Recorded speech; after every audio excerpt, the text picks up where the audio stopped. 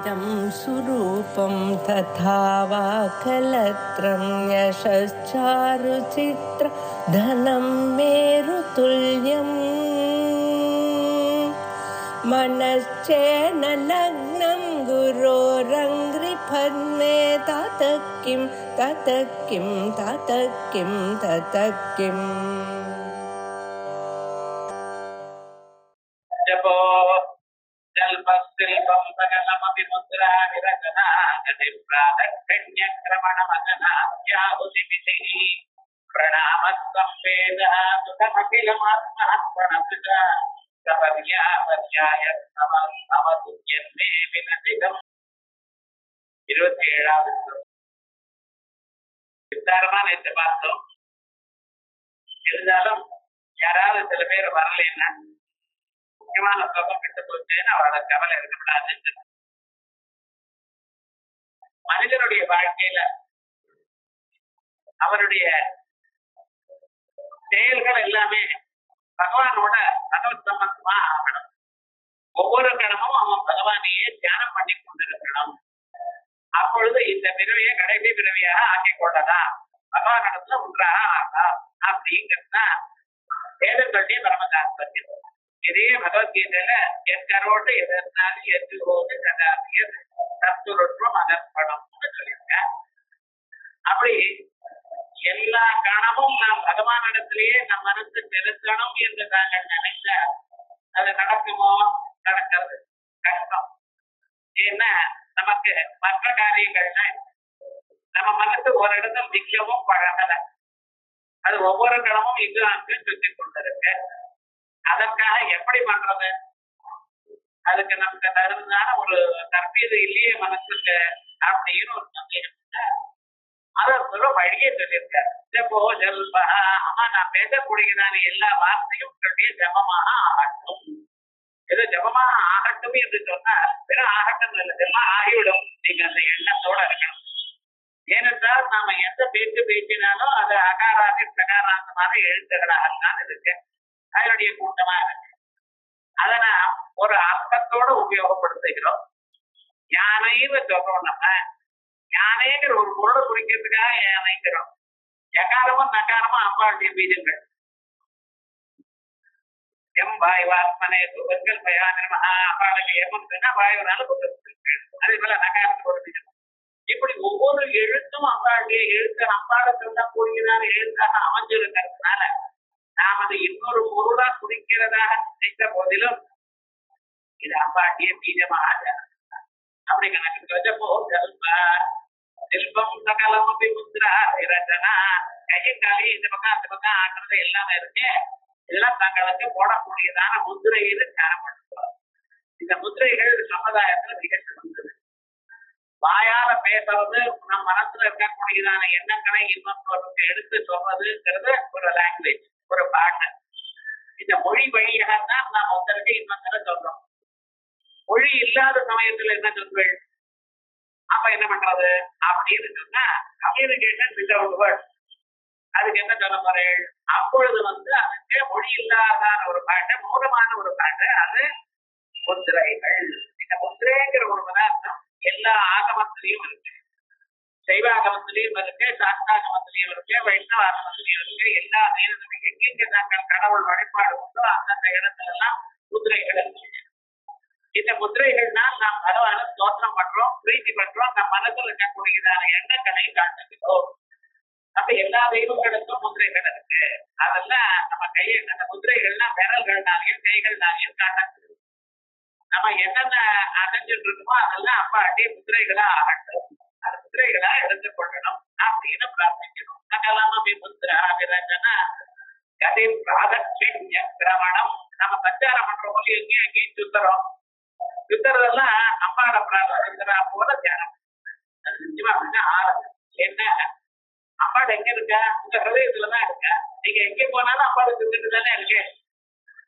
அதை நினைக்கணும். நம்ம அம்பாடு வேற எங்கேயும் இல்லை. நம்ம மதத்துல இதயத்துல தியானம் பண்ணணும். ஆக்சுவலா பூஜை பண்றது பிரம்மரந்தத்துல பூஜை பண்ணணும். சமயாச்சாரத்துக்கு நம்ம பிரம்மரந்தம் அப்படி இருக்கிற ஒரு விவகாரம்.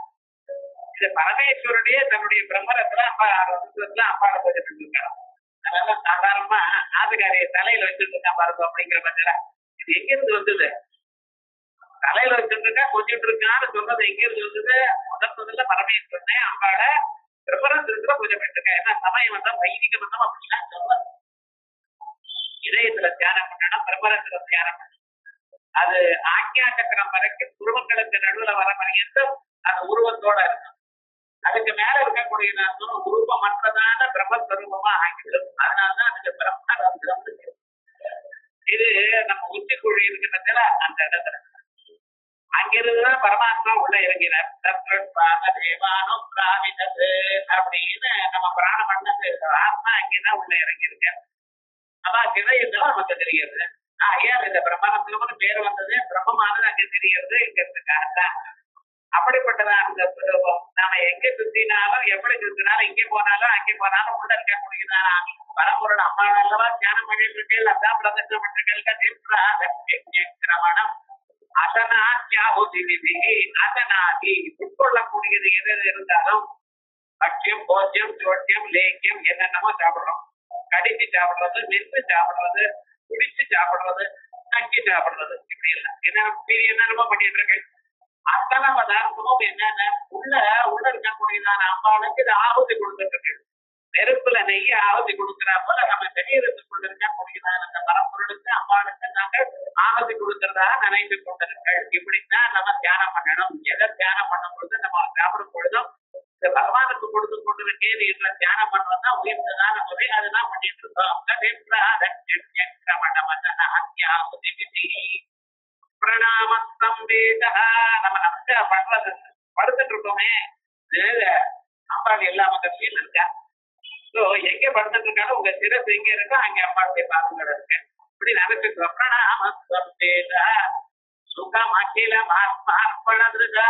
நாங்கள் பண்ணக்கூடியதான எந்தெந்த செயல் உண்டோ அதெல்லாம் அம்பாளுக்கு ஒரு சமரியா அவளுக்கு பண்ணக்கூடியதான ஒரு பூஜை அப்படின்னு சமரியா மதியாய என்பே விலபிக்கும். நாங்கள் எதது செய்கிறேனோ அதெல்லாம் நான் எதது செய்யணும் எல்லாம் தங்களுக்கு பூஜையாக அமையட்டும். சக்திதாயித்யானசந்தானம் நாம் பண்ணக்கூடியதான 6 விதமான செயல்கள் அம்பாளுடைய பூஜையாக அமையட்டும். பேசக்கூடியது ஜபம், இது ஒரு ஐக்கியம். நம்ம பேச்சானது அம்பாளுடைய ஜபம் அப்படின்னு ஐக்கியம். நம்மளுடைய பேச்சைகள்ல அம்பாளுக்கு முத்திரை பண்றதுங்கிறது ஐக்கியம். நம்ம நடக்கிறது அம்பாளுக்கு பிரதட்சிணம்னு 3வது ஐக்கியம். நம்ம உட்கொள்ளக்கூடியதெல்லாம் அம்பாளுக்கு ஹோமம் பண்ணக்கூடியதான ஹோமம். நாங்கெல்லாம் ஸ்திரீகள்லாம் ஹோமம் பண்ண முடியுமா பண்ண முடியாது அப்படிங்கிற இது பண்ணலாமே. நீங்க தியானம் பண்றதெல்லாம் அம்பாளுக்கு ஹோமம் நடந்துட்டா ஒரு ஹோமம் பண்ணினா என்ன பலமோ அந்த பலன் உங்களுக்கு வருது. அதே போல நமஸ்காரம் பண்றது, நான் படுத்துக்கிறது எப்ப படுத்துட்டாலும் நம்ம அம்பாளுக்கு நமஸ்காரம் பண்றோம். படுத்துட்டாங்க 6 மணி நேரம் படுத்துட்டாலும் 6 மணி நேரம் அம்பாளுக்கு நமஸ்காரம் பண்ண பலம் வரப்போறது. இது 5வது ஐக்கியம். அதே போலயே 6வது சுகமகிலம் ஆத்மார்ப்பணத்துக்கு உங்களுக்கு எந்தெந்த சுகம் வேணும் என்பதற்கு எந்தெந்த செயல் பண்ணுகிறீர்களோ இதெல்லாம் அம்பாளுக்கு மரியாதை, அம்பாளுக்கு பண்ணக்கூடியதான பூஜை. இப்படி 6 செயல்கள் 6 விதமான அம்பாளுக்கு ஐக்கியம் பண்ணக்கூடியதா சொல்லியிருக்கு. ஐக்கியம் இந்த நினைக்கிறவாளுக்கு இப்படியே இருக்கிறவாளுக்கு 24 மணி நேரமும் அம்பாளோட மனசு சேர்ந்து இருக்கிறதுனால இந்த ஜென்மாவில் அவ அம்பாளை பார்க்கலாம். அம்பாளை சாதாரணமா நம்ம மனுஷியால் மாதிரியே நம்மளோட வந்து பேசுவா. சொன்னது நேரா இல்ல, நேரா வந்து பேச முடியாது, நேரா வந்து அவங்களால பார்க்க முடியாது. ஏன்னா அந்த தேஜோமயமான தெரியும். கண்ணை பூசும், கண்ணை மூடிடும். மின்னல் அவங்களால பார்க்க முடியாதுல்ல, அதே விதமா அந்த சரீரத்தை பார்க்க முடியாது. அதற்காக சொப்னத்துல காட்சி கொடுங்க. சொப்னத்துல வெறும் காட்சி கொடுக்கறது மட்டும் இல்லாம உங்களுக்கு அனுகிரகம் பண்ணுவேன். அந்த அனுகிரகத்தினால் நம்ம மனசு நிறைவு ஏற்படும். இந்த ஜென்மாவிலேயே ஆத்ம ஞானம் வரும். அதுக்கு மிக சிறந்ததான ஒரு ஸ்லோகம், உயர்ந்ததான ஒரு ஸ்லோகம். செல்வம் சகலமும்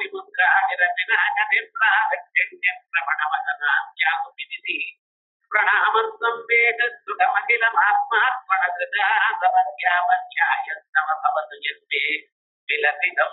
அப்படின்னு மிக சிறந்ததான உயர்ந்ததான ஒரு பலத்தை கொடுக்கக்கூடியதான ஒரு ஸ்லோகத்தை, ஒரு மந்திரத்தை பார்க்கும். இது வெறும் ஸ்லோகம் கிடையாது, இது மந்திரம். மந்திரம் குருமுகமாக அறியறதுங்கிறது ஒரு வழி. அப்படி குருமுகமாக அறிய முடியாதவர்களுக்கு இந்த ஸ்லோகத்தை சொன்னாலே அந்த பலம் ஏற்படும். அப்படி இந்த ஆத்ம தர்சன உபாயம் ஒன்று சொன்னேன். அதற்கு பிறகு அடுத்ததாக மாங்கல்ய பிரயோகம். நம்ம வெகு நாட்கள் வாழணும் என்ற ஆசை எல்லோருக்கும் இருக்கு. அபமுறுத்தி ஒரு நாளும் வரப்படாதுங்கிற ஆசை எல்லோருக்கும். வெறுமனை வாழறது மட்டும் இல்ல சார், அரோக திருடகாத்திரனால வாழணும். வெறும் உயிர் இருக்குது இருக்கேன்னு இருக்கக்கூடாது. இப்ப எல்லா ஜாதியும் வயதான வயசு 100 வயசுன்னா 100 வயசும் அந்த கடைசி நாள் கூட நடந்து போய் நம்ம காரியத்தை நம்ம பண்ணிக்கணும்.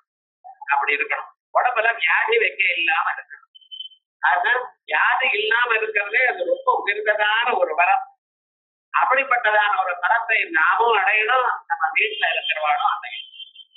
முக்கியமாக ஸ்திரீகளுக்கு புருஷன் முக்கியமா இருக்கு. பெருமனா பூச்சிக்காத்து விட்டுட்டு இருந்தா போறாது, அவளுக்கு பரிசரியை பண்ணிட்டு இருக்கிறது இல்ல. எப்படி இருக்குன்னா அவளும் சௌக்கியமாக ஆனந்தமாக ஆரோக்கியமாக தன் காரியத்தை தான் பண்ணி கொண்டிருக்காமவே இருக்கணும். அதே போல நாமும் இருக்கணும். நாம இருந்து பரிசரி வெள்ளம் பண்ணாம அவ நமக்கு பண்றா போல இருந்தாலும் கஷ்டம்தான். யாரு சரியா இல்லாத போனாலும் உடம்பு இல்லாத போனாலும் கஷ்டம்தான். அப்ப எல்லோருக்கும் மனசுக்கு தைரியம் இருக்கணும், உடம்புல சரீரத்துல தைரியம் இருக்கணும், அப்படி பலம் இருக்கணும், சந்தோஷமாக இருக்கும். ஒரு இடத்துல ஒருவர் இன்னொரு இடத்துல இருவர் இன்னொரு இருந்தாருன்னா போராது. தாம்பத்தியம் நன்றாக வந்திருக்கு. தாம்பத்தியம்னு சொன்னா அந்த பதத்துக்கு ஜாயாபதி ஜம்பதி தம்பதின்னு பேரு. ஜாயாபதி, ஜாயான்னு ஆத்துக்காரி, பதினா ஆத்துக்காரர். இந்த ஜாயாபதி ஆத்துக்காரி ஆத்துக்காரர் ரெண்டும் சேர்ந்து ஒரு யூனிட். அதான் நம்ம தேசத்துல ஒரு விசேஷம். அந்த ஜாயாபதிங்கிற பதத்துல பாணினி சூத்திரத்தினால் அதுக்கு தம் ஜம் ரெண்டு இருக்கு. தம்பதின்னு சொன்னாலும் ஆத்துக்காரி ஆத்துக்காரர் அர்த்தம், தம்பதின்னு சொன்னாலும் அதேதான் அர்த்தம். இந்த தம்பதியா இருக்கக்கூடியதான ஒரு நிலை இருக்க பட்சல அந்த நிலையானது ரெண்டு பேருக்கும் இருக்கணும். மனசு ஒருத்தர் ஒத்து போகணும். ஒத்து போகணும்னா இந்த அம்மா நினைக்கிறது அவர் நினைக்கணும். இந்த அம்மா இதை பண்ணினா நல்லா இருக்கு, நானும் அதே நினைச்சேக்கணும். போய் சொல்றாரு சார், இவர் வேற நினைச்சார் சார் அப்படின்னு கூட நினைக்கணும். அப்படி நினைச்சால் அதான் ஆதர்த்த தாம்பத்தியம். அப்படிப்பட்டதான ஒரு ஆதர்த்த தாம்பத்தியம் வரணுமேயானால் அதுக்கு பகவத் அனுகிரகம். இதற்காகத்தான் ஜாதகத்துல நட்சத்திர பொருத்தம் இருக்க, மன பொருத்தம் இருக்க, யோனி பொருத்தம் இருக்க, என்னென்ன பேச்செல்லாம் பார்த்தேன்னா ஆனா எல்லாம் இருக்கிறது இல்ல, எல்லோருக்கும் இல்லாமல் இருக்காது. ஏன்னா 27 நட்சத்திரத்துல ஒரே மாதிரி இருக்குமா இப்பவும் இருக்காது. ஆனாலும் அது இருக்கணும் என்று சொல்லுமே. ஆனால் அதுக்கு என்ன பண்ணணும், இருக்கிறத நாம் எப்படி வரவழைத்துக்கணும், அந்த தாம்பத்தியத்தை நாம் எப்படி வரவழைத்துக்கணும் அப்படின்னு நம்ம சொல்றோமே. ஏன்னா அதை வரவழைத்துக் கொள்ளக்கூடியதான உபாயத்தை நமக்கு இதை அம்பாவை பூஜை பண்ண.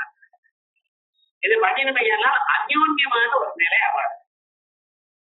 இது அந்யோன்யமான நிலை இருக்கு பார்த்தா இது எங்க ஆரம்பிச்சது? பார்வதி வரை கொண்டாட்ட என்ன அம்பாளை அடையணும் என்பதற்காகவே தபஸ் பண்ணினார்.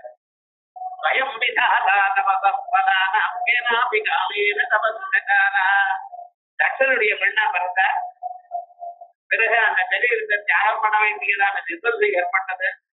யோகாக்கினியில சரீரத்தை தியாகம் பண்ணிவிட்டார். அதனால பரமேஸ்வரன் என்ன பண்ணார், மறுபடியும் தபஸ் பண்ணினார் அம்பாளையே அடையணும். அதே போலயே பார்வதியா பிறந்ததான அம்பாள் நான் என்ன பண்ணினேன், பரமேஸ்வரனையே கல்யாணம் பண்ணிக்கணும் மறுபடியும். அப்படி ஒவ்வொருத்தருடைய தபத்தினுடைய பலமாக ஒவ்வொருத்தருக்கு ஏற்படும். அதே போல விவாகம்னு ஒண்ணு சொல்ற பார்த்தா அது அவாவாளுக்கு முன்னாலேயே ஏற்பட்டது. அது ஏதோ தனியா நம்ம நினைக்கிறதுன்னு இல்லை.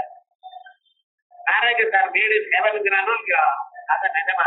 ஏன்னா ஊரெல்லாம் எங்கெங்கயோ ஏதேதோ 100 ஆத்துல பெண்களை பார்த்து சுத்தி வச்சு சாப்பிட்டு ஏதோ நன்னா இல்லையம்மா கடைகளை எங்க இருக்குங்க ஈஸ்வரன்ல இருக்கிற பொண்ணையே கல்யாணம் பண்ணிப்போம். ஈரட விவகாரம் தெரியாது.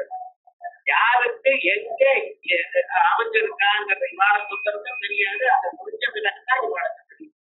எல்லாம் தெய்வ ரகசியம். நம்ம இப்படி இருக்கணும் அப்படி இருக்கணும் என்னென்னமோ கால்குலேட் பண்ண வேண்டியது அமையுமோ அப்படிதான். விவாக பக்தி என்கிறது ஜன்மாந்தரத்துல ஏற்பட்டது. என்ன அருகே என்ன அப்படின்னு நம்ம கடைகளுக்கு வேண்டாம் வேண்டாம்னு சொல்லி பார்க்கலாம், வேற என்ன நினைக்கலாம். ஆனா கடைகளை எது ஏற்படுமோ அதுதான் ஏற்படும், மற்ற வேண்டாம் ஏற்படும்.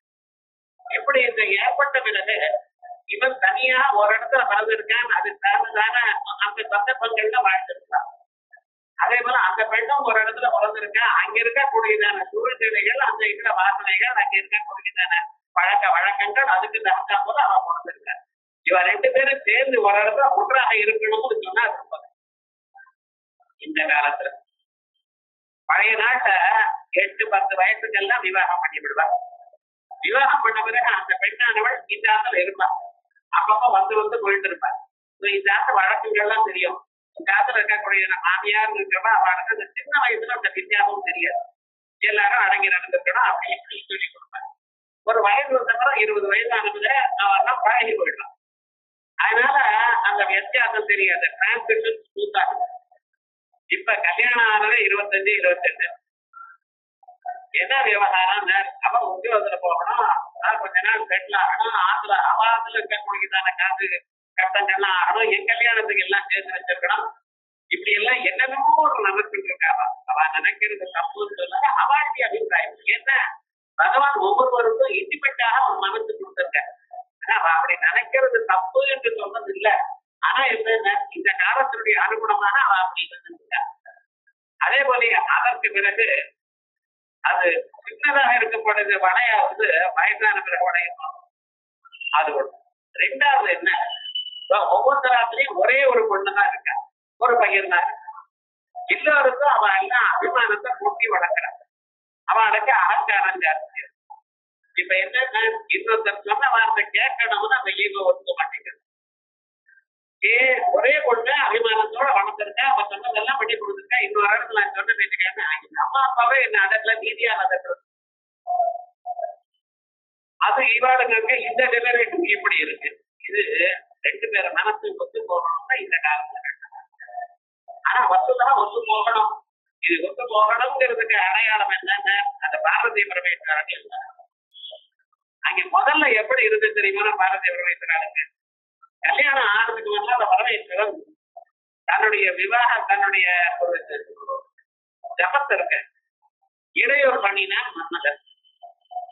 என்ன பண்ணினார் தெரியுமா? நான் 3வது கண்ணு திறந்தார். அவ்வளவு என்ன ஆச்சுன்னா மன்மதனுக்கு எல்லாம் ஒண்ணுமே இல்லை, எல்லாம் கஷ்டமா போயிடுச்சு. ஒரு கணம் தான் இப்படி கண்ணை திறந்தார். எதிர்க்க இருக்கக்கூடியதார் மன்மதன் வைத்தார். ஆனா மன்மதனுடைய ஆட்டுக்காரி சசி தேவி என்ன பண்ணா தெரியுமா? நேரா வந்து அப்பாவுடைய காலில் வந்து விழுந்தார். அம்மா, எனக்கு இப்படி ஒரு பாபம் வந்தாச்சு, இந்த ஆட்டுக்காரரை கொடுத்தேன். குருடன் இல்லாத போனா வாழ்க்கையில என்னன்னு என்ன சொல்லுவான்னு தெரியும். இது நான் தப்பு பண்ணியிருந்தேன்னா எனக்கு மதிப்பீடு நீங்க கொடுத்துருக்கலாம். நான் ஒரு தப்பு பண்ணல, ஆனா இந்த மதிப்பீடு எனக்கு வந்திருக்கே, இது காப்பாற்றப்படாதான்னு அப்பாட கேட்டேன். சரணாகத தீனாந்த பரித்ராணபராயணே சர்வத்யாஸ்தி ஹரே தேவி நாராயணி நமோஸ்துதே அப்படின்னு தன்னை சரண அடைஞ்சவாளுக்கு ஒரு தரம் பவானி ஸ்வம் தாசே அப்படின்னு கேட்கும் பொழுதே சாய்த்து கொடுக்கக்கூடியதான அம்பாள் இப்படி கேட்டதான அந்த ரசி தேவிக்கு என்ன பண்ணாங்க, கவலைப்படாதேன்னு அட்டுகிறது.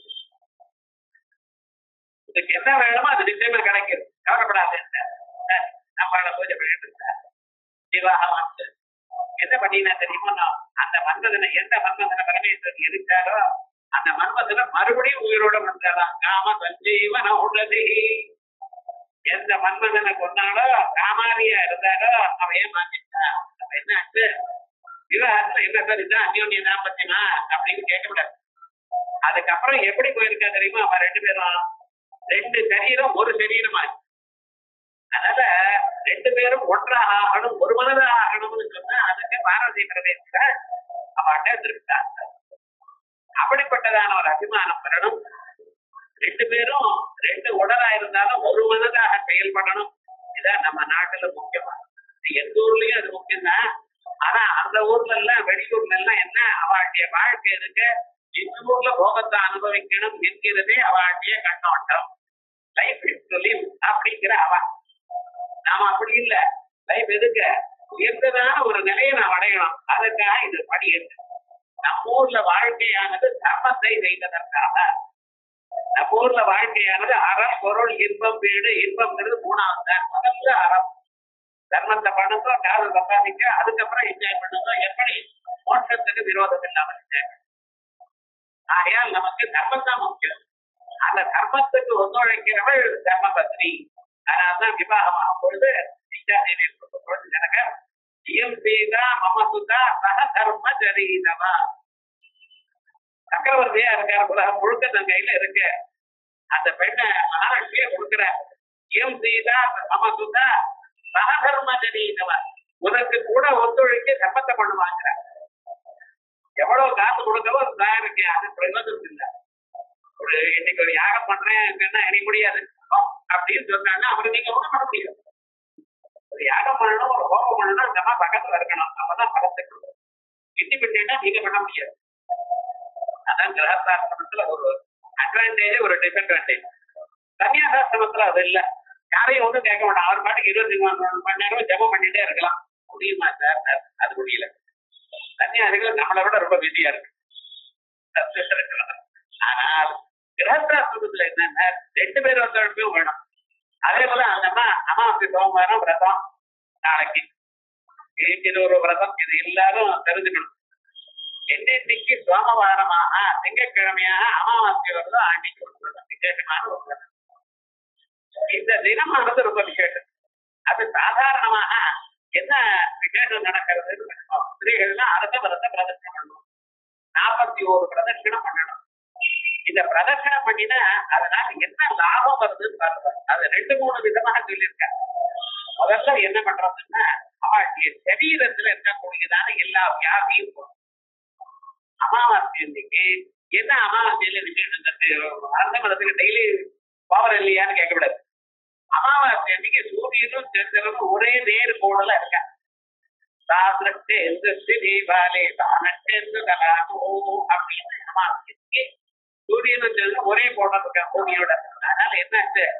சூரியனும் சந்திரனும் சேர்ந்து 2 பேருக்கு இந்த பூமியை இருக்கக்கூடியதான சக்தி அதிகமாக. அப்படிப்பட்டதான அந்த பவர் ஜாஸ்தியா இருக்கும் பொழுது இந்த அரச மரத்துல ஏற்படக்கூடியதான பவர் இருக்கு பட்சல உடம்பை காப்பாற்றக்கூடியதான சக்தி அதிகரிக்கிறது. அன்னைக்கு இவ பிரதட்சணம் பண்ணிட்டேனா அந்த அரச மரத்து மேல இருக்கக்கூடியதான காத்து இருக்க இவ அடுத்து பலத்தை. அதனாலதான் பிள்ளையார் அரச மரத்துக்கே உட்கார்ந்துட்டு இருக்காரு. எதற்க பிள்ளையார் பலத்தை சொல்றார். அவர் சாரீரிகமான பலத்தை கொடுக்கிறவர். அதனால பலம் சௌக்கியமா இருக்கணும், ஆரோக தினகாரா இருக்கணும் அப்படின்னு நினைச்சவாழ்னா அந்த அரச மரத்துல அதுலயே சில பண்டிதர்கள் அந்த அரச மரத்துக்கு மேல அதனுடைய ஒரு கோட்டையில ஒரு வேப்ப பழத்தை போட்டு வைக்கிறோம். அந்த வேப்பமும் சேர்ந்ததுன்னு வச்சுங்களேன், ரொம்ப விஷயம். அப்படி அவளுக்கு ஆரோக்கியமான சக்தியை கொடுக்கும். அதுக்கு பொண்ணு இந்த அரச மரத்தினுடைய ஒரு வாசனை போக இருக்கிறதுல மனசுக்கு நிம்மதியை கொடுக்கும். அதனால ஹோமம் பண்ற காலத்துல அரசு தவிர்த்த ஹோமம். அரச மரத்துக்கு விருட்சராஜான்னு பேர். விருட்சராஜாய தேனமஹா அப்படின்னு சொல்றது. அதனால அரசன்னு பேரை வச்சிருக்காங்க. இந்த அரச மரத்துக்கு அரசன்னு பேர் வச்சது என்னென்ன மரங்களை கூட மாட்டா. இந்த ராஜாவாக இருக்கிறவங்க என்ன கேட்டோம்னா உங்களுக்கு எல்லாத்தையும் காப்பாற்ற சபிதா தினரேடாம் கேவலம் ஜன்மஹேதமா. ராஜா எப்படி இருந்தாரா திலீபன்? அங்கே அந்த ஊர்ல பிறந்தவா எல்லோருக்கும் ராஜா குழந்தை பிறந்திருக்குன்னா அடுத்த நாள் ட்ரெஸ் வந்துடும், பால் பாட்டம் வந்துடும். ஒரு தரம் ஏதோ லாட்சணமா கொடுக்கறது இல்ல, அப்பப்ப முதல்ல இருக்குமா அந்த குழந்தைக்கு ஸ்கூல்ல சேர்க்கிறவர் எந்தம் அரசாங்கத்துல வந்துட்டு இருக்கும். என்ன ஏதோ உடம்பு வந்ததுன்னா டாக்டர் வந்து பாப்ப அப்பா என்ன சார் பண்றாரு சார், வளர்க்கறதுக்கு காரணமா இருக்காரு, அவ்வளவுதான் சார். கேவலம் ஜென்மஹேதவா அப்படி காப்பாற்றினார். ஒரு கவர்மெண்ட் இருந்ததுன்னா ஒரு ராஜாவாக அப்படி இருந்த ஒவ்வொரு நாட்டிலையும் ஒரு குழந்தை குழந்தை அந்த குழந்தைய உறக்கத்துல இருந்து அவர் தனியாக வர முடியும் ரெஸ்பான்சிபிலிட்டி அவர் எடுத்துட்டார். அதான் ராஜா சொல்றது. அது மாதிரி உங்க வாழ்க்கையில உங்களுக்கு உடம்புல என்ன வியாதி வந்தாலும் அதுதான் நான் வியாதியை போக்கடிக்கிறதுக்கு மருந்து அறிவிக்கும். அதனால முக்கியமா அமாவாசைக்கு திங்கட்கிழமையா வந்தது ஏன்னா அதை விடக்கூடாது. அது பண்ணும் பொழுது அங்கே பிள்ளையார் இருப்பார். அந்த பிள்ளையாருக்கு பிரதர்ஷனம் பண்ணினா போல ஆயிடுது, இதுவும் ஆயிடுது. அதற்கு மேல இன்னொரு கேட்டு அந்த அரச மரமானது சாதாரணமாக ஸ்திரீகள் தான் பிரதர்ஷனம் பண்ணுவோம். புருஷார் பிரதர்ஷனம் பண்ணப்படாதுன்னு சொல்வாடே சார், இப்படின்னு நினைக்கிறோம். பறக்கப்படாதுன்னு இல்ல, அது ஸ்ரீ சரீரமா இருக்குதையானால் அந்த சரீரத்தை அவளுக்கு புத்திரோத்பாதன சாமர்த்தியம் வரும் அப்படின்னு என்ன அவளுக்கு ஃபெர்டிலிட்டி அது வரும். குழந்தைகள் பிறக்காத இருக்கிறவளுக்குல அர்த்தம் பிரதிஷ்டை பண்ணினா அவளுக்கு அந்த புத்திரோத்பாதன சாமர்த்தியம் ஏற்படும். சாதாரண அரசவத்தை இருக்கிறானா அடிவேலை தொட்டாளா படிப்பா. அதுக்கு காரணம் என்னன்னு அது மாதிரி ஒரு அவளோட மனம் வந்து நேரங்கள்ல நமக்கு தெரியாது இது என்ன. அதை பார்க்கறதும் இல்ல, படிக்கிறதும் இல்ல, படிச்சவா சொல்றதும் இல்லை. அப்படி ஆயிடும். பழைய நாள்ல ஒவ்வொரு கிராமத்திலையும் தெரியல இருப்பா. அவ சொல்லிட்டு ஏதாவது சொல்லிட்டு இருப்பா, எல்லாம் தெரிஞ்சுன்றது. இன்னைக்கு என்ன ஆயிடுதுன்னா நம்ம கேட்கறது இல்ல, பார்க்கிறோம். 24 மணி நேரமும் 100 சேனல் பாக்குறோம். அங்க பாக்குறது மட்டும் இல்லாம என்ன பண்ணிட்டு இருக்கோம், வேற ஏதோ சீடியோ அதோ ஏதோ ஒன்று பார்த்துட்டே இருக்கேன். பார்க்க வேண்டும், பார்க்கறது தப்புன்னு சொன்னத நம்ம சாஸ்திரம் என்ன சொல்றது, காத தெய்வீ சம்பத்து, கண்ண மானுஷி சம்பத்துன்னு கேட்கறதுனால்தான் நமக்கு நிறைய விஷயங்கள் தெரியும். அந்த கேட்கும் பொழுது பெரியவர் சொல்றார், நம்ம கேட்கிறோம் எனக்குரியதான் வினயத்தோட வந்து சேரும். ஆகையால் இந்த ஃபெர்டிலிட்டிங்கிற ஒரு விவகாரம் ஸ்திரீகளுக்கு வேண்டி இருக்கிறதுனால வாழ்க்கை ஒரு தோட்டமும் இல்லாமல் இன்னொன்று அமாவாசைக்கு ஏதாவது தானம் பண்ணினா பித்ரு தேவதைகளுடைய சாபம் இருக்கிறதுனால்தான் பயந்து வலிக்கிறது. அதே போல மாதவிடுப்பு சமயத்துல ரொம்ப வலிக்கிறது. அதுவும் இல்லாம புத்திரோத்பத்தி ஆகாம இருக்கிறது. இப்படிப்பட்டதான தோட்டங்கள்லாம் இருக்க இதெல்லாம் போக்குறதுக்கு இது ஒழுங்கா வழி. அதே போலயே காலமே 10 மாசத்துக்கு அகத்திகீரை கொடுக்கறது. இதுல சாஸ்திரங்கள் சொல்றது இந்த கழிவு ஜலம் அப்படின்னா அரிசியை அலம்பி அந்த ஜலம் இருக்கிறதுல அதை 10 மாதம் கொடுப்பான். இப்ப அதை நம்மளே சாப்பிடுறோம். இந்த குக்கர்ல அதே வச்சு சாப்பிடுறோம். பண்ணலையே நம்ம 10 மாதம் ஆயிடும், அவ்வளவுதான். டாக்டரும் என்ன சொல்றா தெரியுமா, நான் கீரை சாப்பிடுங்கத்தான் இருக்கிறோம். எந்த ஜென்மாவை சிவ பூஜை பண்ணிடோ இந்த ஜென்மாவில நந்தி ஆயிடு அப்புறம் அப்படின்னு நான் ஒன்றும் சொல்லல, டாக்டர் ஒன்றும் சொல்லல, கீரை சாப்பிடக்கூடாதுன்னு நான் சொல்லல. விவகாரம் என்னன்னா இப்ப கடைசியில் பிள்ளை சாப்பிடுன்னு சொல்ற அளவுக்கு வந்துட்டான். இல்ல நேரா சாப்பிட வேண்டாம், எப்பதான் பண்ணி சாப்பிடணும், ஏதோ ஒண்ணு விவகாரம் நடக்கிறது. ஆனா இது எதற்காக சொல்றாங்கிறது கவனிக்கணும். அந்த அரச மரத்துக்கு இத்தனை விவகாரம் உண்டு. அதனால பித்ரு தேவதைகளுக்கு ஏதாவது பிரார்த்தாதிகள் கற்பனாதிகள் பண்ணாம, சில பேருக்கு மரண சந்தர்ப்பத்துல அப்படி செய்யாம போயிடுது, பண்ணாம விட்டு போயிடுது. விரோதங்கள் மனுஷியாளுக்கு பாருங்க கிராமாந்திரத்துல அவ நடத்தினா நான் போவே மாட்டேன் பேசலாம். சொந்த பெரிய பஞ்சமா இருக்கும், மாமாவா இருக்கும், அந்த அதுக்கு இந்த அதுக்கு விரோதம். இதுக்கு இந்த இடத்துல கடன் அங்கே போகும் வரும். இருந்தாலும் சில சந்தர்ப்பத்துல விரோதம் வரும். அதனால என்ன ஆகும், சந்ததியை அஃபெக்ட் பண்ணும். அவைகள் எல்லாம் போறதுக்கு வழி இந்த அமாவாசை. ஆனா இந்த விரதம் பண்ணணுமே என்ன வேணும், ஆத்துக்காரடைய பர்மிட்டிங் கொடுக்கும். இன்னைக்கு நான் விரதம் பண்ணிக்கிறேன் அப்படின்னு சொன்னோம். அவனுக்கு தைரியம் அவருக்கு இல்ல, இருந்தாலும் போனாலும் மனசுல ஏதாவது சொன்னாலும் அவர் நடந்து இல்லேன்னு சொன்னா அது பிரயோஜனம் இல்லை அப்படிங்கிறது சாஸ்திரம். அவர் என்ன சார் பெரிய கொப்பரம், எங்கிட்டமா நான் பண்ண நான் கூட பகவான் பண்ண மாட்டாரோ, பரத்தை கொடுக்க மாட்டார, செய்ய கர்மா பரத்தை கொடுக்கும். இப்படிதான் காதி வருது, சமைச்ச அன்னமானது, அவர் பர்ஃபெக்ட் தான் வருமா, இப்படி எல்லாம் பேச எனக்கும் தெரியும். ஆனா சாஸ்திரம் அவர்கிட்ட ஒரு வார்த்தை கேட்டு பர்ஃபெக்ட் வாங்கிட்டு அப்படிங்கிறது சொல்றது. இந்த கிரகஸ்தாசிரமத்துல இவர்கள்